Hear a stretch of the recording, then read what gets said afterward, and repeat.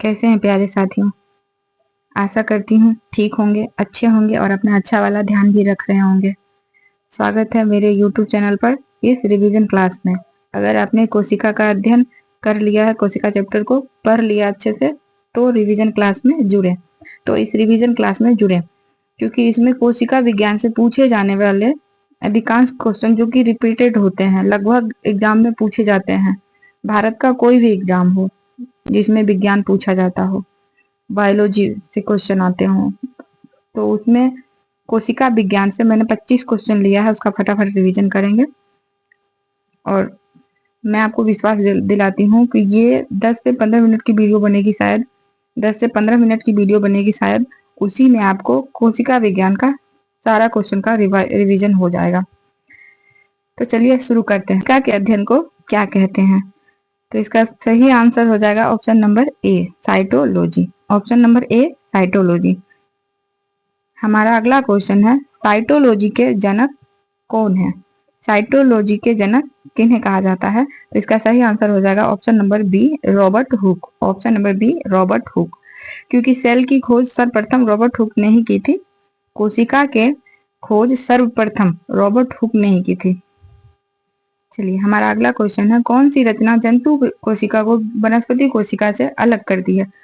इनमें से कौन सी रचना जंतु कोशिका को वनस्पति कोशिका से अलग करती है? तो इसका सही आंसर हो जाएगा option number D, centriole. Option number D, centriole. चलिए हमारा अगला क्वेश्चन है, कोशिका का ऊर्जा गृह किसे कहते हैं? कोशिका का ऊर्जा गृह किसे कहते हैं? Power house of the cell किसे कहते हैं? तो इसका सही आंसर हो जाएगा ऑप्शन नंबर सी, माइटोकॉन्ड्रिया। इसका सही आंसर हो जाएगा ऑप्शन नंबर सी, माइटोकॉन्ड्रिया। हमारा अगला क्वेश्चन है, कोशिका में प्रोटीन संश्लेषण कहाँ होता है? कोशिका में प्रोटीन संश्लेषण कहाँ होता है? तो इसका सही आंसर हो जाएगा option number B, ribosome. Option number B, ribosome. हमारा अगला क्वेश्चन है, निम्नलिखित में से कौन सबसे बड़ा कोशिकांग है? निम्नलिखित में कौन सबसे बड़ा कोशिकांग है? तो इसका सही आंसर है option number C, plastid. Option number C, plastid. हमारा अगला क्वेश्चन है, पादप कोशिकाओं का सबसे बाहरी आवरण क्या कहलाता है? पादप कोशिकाओं का सबसे बाहरी आवरण क्या कहलाता है? इसका सही आंसर हो जाएगा ऑप्शन नंबर बी, कोशिका भित्ति, सेल वॉल। कोशिका भित्ति जो कि पौधों को मजबूती, कठोरता प्रदान करता है। हमारा अगला क्वेश्चन है, कोशिका द्रव में उपस्थित महीन, शाखित, जालीदार और अनियमित नलिकाओं का घना जाल क्या कहलाता है? कोशिका द्रव में उपस्थित महीन, शाखित, जालीदार और अनियमित नलिकाओं का घना जाल क्या कहलाता है? इसका सही आंसर हो जाएगा ऑप्शन नंबर डी, अंतःप्रद्रव्य जालिका। हमारा अगला क्वेश्चन है, फूलों और बीजों को विभिन्न प्रकार के आकर्षक रंग प्रदान करता है। फूलों और बीजों को विभिन्न प्रकार के आकर्षक रंग प्रदान करता है। तो इसका सही आंसर हो जाएगा option number B, chromoplast. Chromoplast. Chloroplast जो है पत्तियों को हरा रंग प्रदान करता है और क्रोमोप्लास्ट जो है वो फूलों और बीजों को आकर्षक रंग प्रदान करता है। चलिए हमारा अगला क्वेश्चन है, चलिए इसका आंसर तुम पहले ही बता रही हो। इसका सही आंसर हो जाएगा ऑप्शन नंबर बी। ये क्वेश्चन है, पत्तियों को हरा रंग प्रदान करता है। अभी हम जस्ट पहले ही बताया कि पत्तियों को हरा रंग प्रदान करता है क्लोरोप्लास्ट और क्रोमोप्लास्ट बीजों तथा फूलों को आकर्षक रंग प्रदान करता है। हमारा अगला क्वेश्चन है, कोशिका की आत्महत्या की थैली किसे कहते हैं? कोशिका की आत्महत्या की थैली किसे कहते हैं? तो इसका सही आंसर हो जाएगा option number A, lysosome. Option number A, lysosome. हमारा अगला क्वेश्चन है, किसकी उपस्थिति के कारण किसी भी पादप कोशिका और पशु कोशिका में अंतर पाया जाता है? किसकी उपस्थिति के कारण किसी भी प्लांट सेल और एनिमल सेल में अंतर पाया जाता है? तो इसका सही आंसर हो जाएगा ऑप्शन नंबर बी, कोशिका भित्ति। ये क्वेश्चन लगता है रिपीट हो गया, चलिए कोई बात नहीं, फिर से रिवीजन हो गया। चलिए अगला क्वेश्चन है, गोल्जी काय का प्रमुख कार्य क्या है? गोल्जी काय का प्रमुख कार्य क्या है? तो गोल्जी काय का प्रमुख कार्य होता है सिक्रीशन करना, स्त्राव करना, जो कि ऑप्शन में नहीं है। तो इसका सही आंसर हो जाएगा इनमें से कोई नहीं। चलिए हमारा अगला क्वेश्चन है, कोशिका भित्ति सेल वॉल होती है। कोशिका भित्ति जो कि पादप कोशिकाओं में पाया जाता है, प्लांट सेल में ही पाया जाता है। ध्यान रहे कि कोशिका भित्ति सिर्फ और सिर्फ प्लांट सेल में पाया जाता है, एनिमल सेल में नहीं पाया जाता है। तो ये कैसा होता है, यह परागम में होता है। Option number A, option number A सही होगा इसका, यह परागम में होता है। हमारा अगला क्वेश्चन है, निम्नलिखित में से कौन सा कोशिकांग डीएनए रखता है।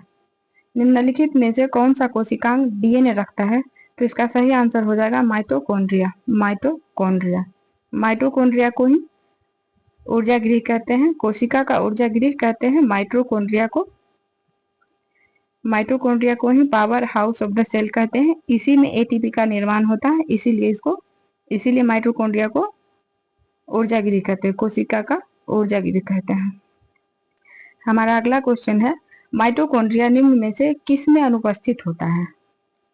माइटोकॉन्ड्रिया निम्न में से किस में अनुपस्थित होता है, मतलब नहीं होता है। किसमें माइटोकॉन्ड्रिया नहीं होता है, तो इसका सही आंसर हो जाएगा ऑप्शन नंबर सी, जीवाणु। हमारा अगला क्वेश्चन है, जीव द्रव्य प्रोटोप्लाज्म शब्द का प्रयोग सर्वप्रथम किसने किया था। प्रोटोप्लाज्म शब्द का प्रयोग सर्वप्रथम किसने किया था, तो इसका सही आंसर हो जाएगा ऑप्शन नंबर बी, पुरकिंजे ने। हमारा अगला क्वेश्चन है, जीव द्रव्य प्रोटोप्लाज्म जीवन का भौतिक आधार है, यह कथन किसका है। यह कथन किसका है। जीव द्रव्य, देखिए दोनों क्वेश्चन में थोड़ा अंतर है लेकिन कंफ्यूजन हो सकता है। जीव द्रव्य शब्द का प्रयोग, जीव द्रव्य शब्द का प्रयोग सर्वप्रथम किसने किया था, तो पुरकिंजे साहब ने किया था। और अगला क्वेश्चन है कि जीव द्रव्य जीवन का भौतिक आधार है, यह किसका कथन है, तो इसका सही आंसर हो जाएगा ऑप्शन नंबर सी, हक्सले ने। ऑप्शन नंबर सी, हक्सले ने। हमारा अगला क्वेश्चन है, डीएनए हेलिक्स का प्रारूप किसने प्रस्तुत किया था। डीएनए हेलिक्स का प्रारूप किसने प्रस्तुत किया था, तो इसका सही आंसर हो जाएगा ऑप्शन नंबर बी, वाटसन तथा क्रिक ने। हमारा अगला क्वेश्चन है, कोशिका की क्रियात्मक गतिविधियां नियंत्रित होती है। कोशिका की क्रियात्मक गतिविधियां नियंत्रित होती है, तो इसका सही आंसर हो जाएगा ऑप्शन नंबर डी, केंद्रक द्वारा। हमारा अगला क्वेश्चन है, वास्तविक केंद्रक किसमें अनुपस्थित होता है। वास्तविक केंद्रक किसमें अनुपस्थित होता है, तो इसका सही आंसर हो जाएगा जीवाणुओं में। इसका सही आंसर हो जाएगा जीवाणुओं में। हमारा अगला क्वेश्चन है, जीवन का भौतिक आधार क्या है। अभी 2-3 क्वेश्चन पहले ही ये सेंटेंस आया था, जीवन का भौतिक आधार किसे कहते हैं, बताइए। इसका सही आंसर हो जाएगा ऑप्शन नंबर बी, प्रोटोप्लाज्म। अभी थोड़ा देर पहले पढ़े हैं ना कि प्रोटोप्लाज्म यानी जीव द्रव्य जीवन का भौतिक आधार है, यह किसने कहा था, तो हक्सले साहब ने कहा था।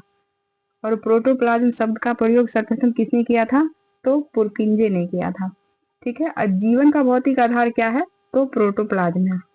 चलिए हमारा अगला क्वेश्चन है, निम्नलिखित में सबसे छोटी कोशिका कौन सी है। इनमें से सबसे छोटी कोशिका कौन सी है, तो इसका सही आंसर हो जाएगा कोशिका माइकोप्लाज्मा को ही कहते हैं। और माइकोप्लाज्मा को ही पीपीएलओ भी कहते हैं। अगर पीपीएलओ हो, बीपीएससी जैसे एग्जाम अगर आप देने जा रहे हैं तो उसमें अगर ये दोनों ऑप्शन हो तो कंफ्यूज नहीं होइएगा। ऑप्शन नंबर डी, इनमें से एक से अधिक। ठीक है, तो ये दोनों ही होता है। चलिए हमारा अगला क्वेश्चन है, तो इसी मतलब माइकोप्लाज्मा को ही पीपीएलओ कहते हैं। ठीक है, पीपीएलओ याद कर लीजिए। और ये सबसे स्मॉलेस्ट, सबसे छोटी कोशिका होती है। हमारा अगला क्वेश्चन है, गुणसूत्र क्रोमोसोम शब्द किसने दिया था। क्रोमोसोम शब्द किसने दिया था, तो इसका सही आंसर हो जाएगा वॉल्डेयर ने। ऑप्शन नंबर सी, वॉल्डेयर ने। हमारा अगला क्वेश्चन है, अंतःप्रद्रव्य जालिका की खोज किसने की थी। अंतःप्रद्रव्य जालिका की खोज किसने की थी, इसका सही आंसर हो जाएगा ऑप्शन नंबर बी, पोर्टर ने। था हमारा 25 क्वेश्चन। आशा करती हूँ कि आप लोग को इससे कुछ न कुछ जरूर मदद मिलेगी अपने एग्जाम में, चाहे आप भारत की भारत के किसी भी राज्य में एग्जाम दे रहे हो जिसमें कि विज्ञान बायोलॉजी से क्वेश्चन आते हैं, तो सेल से, कोशिका विज्ञान से क्वेश्चन पूछे जाएंगे, तो इससे आपको जरूर सहायता मिलेगी। और वीडियो अगर पसंद आई हो तो चैनल को लाइक करें, सब्सक्राइब करें और कमेंट करना ना भूलें। और कमेंट बॉक्स में अपनी राय जरूर दें कि अगला किस टॉपिक पे रिवीजन वीडियो बनाऊं। ये एकमात्र रिवीजन वीडियो है, आप लोग अपना रिवीजन इससे कर सकते हैं। किताबें पढ़ने में आपको समय लगेगा और यह वीडियो मात्र 11 मिनट या 12 मिनट की बनी है, जिसमें कि पूरा सेल कोशिका विज्ञान का क्वेश्चन आप रिवीजन कर सकते हैं, जो कि लगभग एग्जाम में रिपीट होते रहता है। चलिए, वीडियो को पूरी देखने के लिए बहुत बहुत धन्यवाद। दिल से आपका आभार।